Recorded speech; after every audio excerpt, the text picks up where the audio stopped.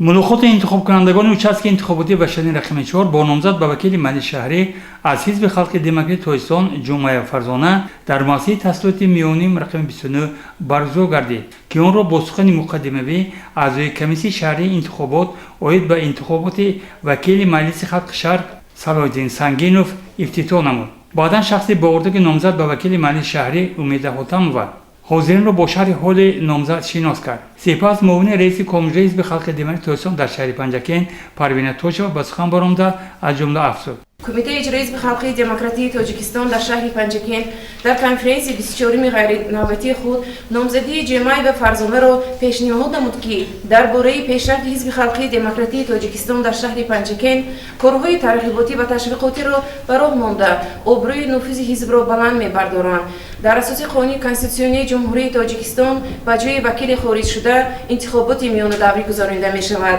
بنابراین به شما باوری دارم که سنه 1 آگوست سال روان در участок انتخاباتی به جای وکیل خارج شده به جانبداری جمعی و فرزانه آواز داده نامزد ارزنده حزب خلق دموکراتی تاجیکستان را دستگیری می نمایید. انتخاب کننده یحیی مکرمه در بران خود با جانبداری از نامزدی جمعه و اندیشه بیان داشته از حاضرین دعوت به عمل آورد که روز انتخابات با جانبداری نامزد ارزنده حزب خلق دموکرات تویستان فرزانه جمعه آواز دهند. بعدا نامزد به وکیل مجلس شهری فرزانه جمعه و به سخن برآمده برای باوری به راهبریت کمیته حزب خلق دموکرات تویستان در شهر پنجکین و انتخاب کنندگان اظهار سپاس نموده گفت که هدفش در زندگی خدمت به مردم بود و همینطور باقی مانده است.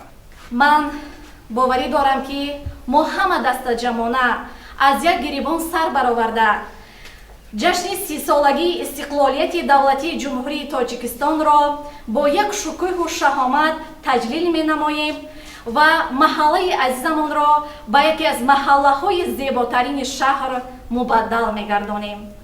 به هر کاری که همت بسته گردد اگر خاری بود گلدسته گردد. در خاتمه چند نفر انتخاب کننده ها درخواست‌های خویش را بابت اصلاح بعضی کمبودی‌های محله اظهار نمودند. در ملاقات رئیس کمیسیون شهری انتخابات اید به انتخابات وکیل مجلس خلق شهر بختیار ارگشیف شرکت داشت.